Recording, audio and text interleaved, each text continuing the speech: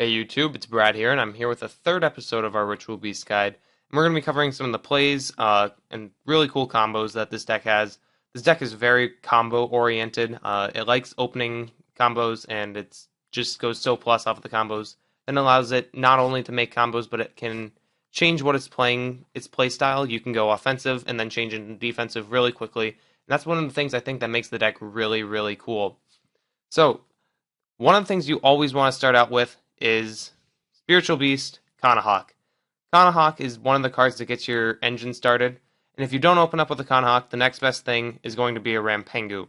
Both of these cards start getting cards out of your deck and into their banished, and Rampengu also gets them into the grave as well.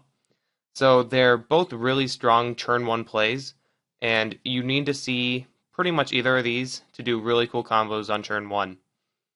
So I'm going to get into one of the more usual combos, I would say, that you see, and it's going to be either opening a Rampengu or a Kanahawk on top of opening an Elder Tamer. So I'm going to go into the combo with the Tamer and the Kanahawk. So you're going to go ahead and normal summon Tamer Elder. His condition allows you to do an additional normal summon with a Ritual Beast monster.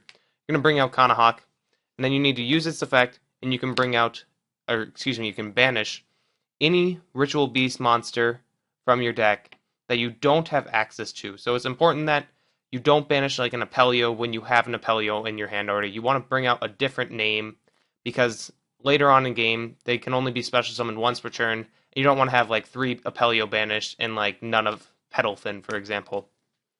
So for this example, I'll go ahead and banish Rampengu. So this will be my banished pile up here. And then you're going to go ahead and special summon for one of your fusion monsters, and this will be Ulti Kanahawk that you bring out. Now, Ulti Kanahawk makes this play really, really cool. So he can chain his 2 effects together, and that allows to use less of your banished cards. So if you use his first effect, which is his spell speed 1 effect to search, and you target, let's say, in this situation, you target Kanahawk to return to the graveyard, and Rampengu to return to the graveyard, you can chain his spell speed 2 effect and target Elder and then Kanahawk to special summon. His spell speed 2 effect would resolve first, bringing these 2 out. Then his spell speed 1 effect would resolve, sending Spiritual Beast Rampengu to your graveyard. Is that graveyard zone now? Okay. And then since 1 was successfully sent to the graveyard, you're going to go ahead and be able to get a search. So this combo is going to allow you to search up to 2 times, and it's important to know what to search and when to search. So you always want to get out both of these cards out of your deck if you're able to do them. It's only important to get both of these out of your deck by searching if you didn't open up either one of them. If you already had opened up one, you really only need to search for one because it leaves you in a better position, and I'll get into why later. But for this example, we're going to say we didn't open up with either. We're going to go ahead and then add Ritual Beast Steeds to our hand. Then we'll go ahead and banish these 2 again. Bring out Ulti Kanahawk. Then use only its first effect to return 2 to the graveyard. Then we'll add the Ambush. So with this play, we used 2 cards from our hand. And we ended up with those 2 cards that were added to our hand. And then we still have the Ulti Kanahawk on our field. This was a +1 play. And these spells and traps actually go really plus on your opponent's turn. So I'm going to get into why exactly that is right now. So let's say your opponent is able to summon 3 monsters, and they're trying to go and like maybe do a rank 4 that needs 3. You're going to be able to interrupt that play really well. So if I have both of these set, and they get out 3 monsters, let's say, in the situation, you're going to be able to activate Ritual Beast Steeds. Now, in chain to this, since the only requirement to activate is that you control Ritual Beast, and it checks for how many it destroys at the end when it's resolving, you're going to go ahead and chain Ambush, and you'll bring out a Tamer and a Beast, and then when this resolves, then you'll resolve Steeds and get to destroy up to 3 monsters on the field. So, with these 2 card combos, you brought out 1 extra from this, so this card alone went +1, and this card removed 3, going +2. So in total, I think you go +4 from that play, if everything goes according to plan. And if everything doesn't, let's say this gets Darkhold, you still get to go +2 in total. And then also, if you're getting rid of your opponent's monsters, you're also going to leave yourself in a great position for next turn. Chances are they won't be able to get rid of these monsters after they've already made their normal summon or their play for that turn. And you'll be able to use the effect of Kanahawk next turn and just get some more insane pluses and do the combo again, get tons of searches off, and I'll go into some more detail about those right now. So, if you're left in a situation where now your opponent's turn, and like you activate the ambush and they have nothing to do in their end phase, and you just bring out 2 monsters, I'm going to go through some of the statistics of what you can do. So now it's going to be your turn. You have these 2 monsters out, and let's say in this instance you have 1 card in your banish zone. For this exact play, you're going to be able to, it doesn't matter if you have 1 or 2, but you'll be able to get to search up to 3 times if you have these cards out on your field. And that's if one of them is a Kanahawk or a Rampengu, that is. But that also would only let you search 3 times if you had 2 monsters in your banish zone. And then in perfect situations, you could search up to 4 times if you have 3 cards in your banish zone. And the way you would do this is you'd keep bringing out cards that allow you to put more cards in your banish zone when you bring them out with the tag out effect of the fusion. So like Kanahawk would allow me to put 1 from my deck. Then later on I would bring out a Pelio and put 1 from my graveyard back into my banish zone. And I'll just keep filling them up. And then another important thing to note, when you're using Ritual Beast, a Pelio, or the ulti Kanahawk, you can banish with a Pelio, you can banish the spells and traps, and you can also return those with the ulti Kanahawk for the effect to search.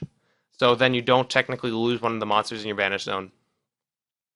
So we saw from that play, with just opening up the Elder and the Kanahawk, we're able to go really plus, and that's one of the things that this deck needs to rely on. And there is a 36% chance that you're going to open up the Elder with a Spiritual Beast monster and able to go plus like that. So another situation that I'm going to go over starts the same way, and it's with the Elder, and then let's say we'll do it with let's do it with the Rampengu this time. It's going to work out the same way, but we're going to pretend that we opened up one of the steeds or the ambush, it doesn't matter which. We'll go ahead and normal summon out both of these, and this will be already in our hand because we drew it to start.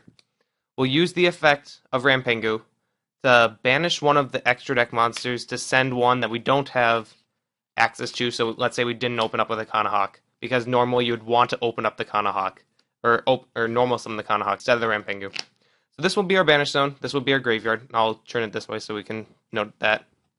Then you'll fuse, or summon your fusion monster, excuse me. It's not a fusion summon, I should clarify that.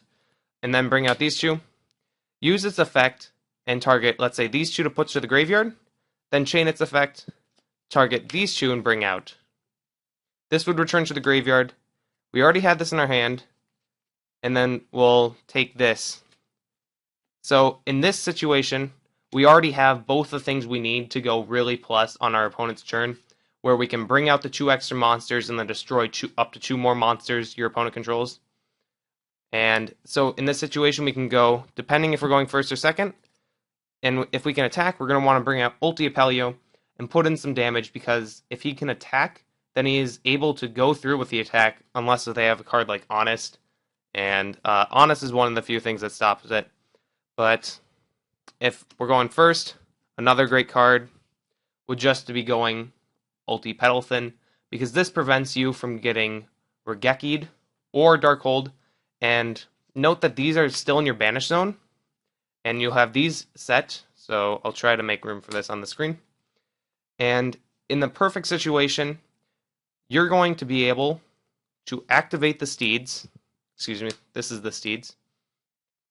You'll be able to tag out with the Petalthin, and you'll be able to activate this, bringing out 4 monsters to destroy 4 monsters your opponent controls.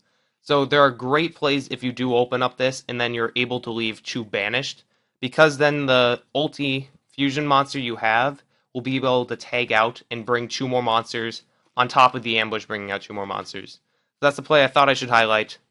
And I'm going to go into another way you can do this combo sort of thing, and that is opening with slightly less consistent way. It's opening up with Gold Sark, which is currently at 1, and then Tamer Wen.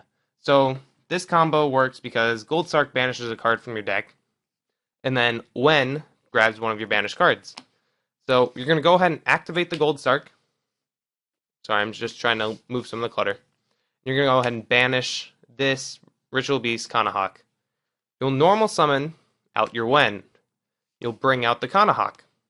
Now with the Kanahawk, you're going to need to banish a Spiritual Beast, not the Tamers, just the Beasts, because he has already been special summoned once per turn. So this play is not as powerful, but it's still a very powerful play.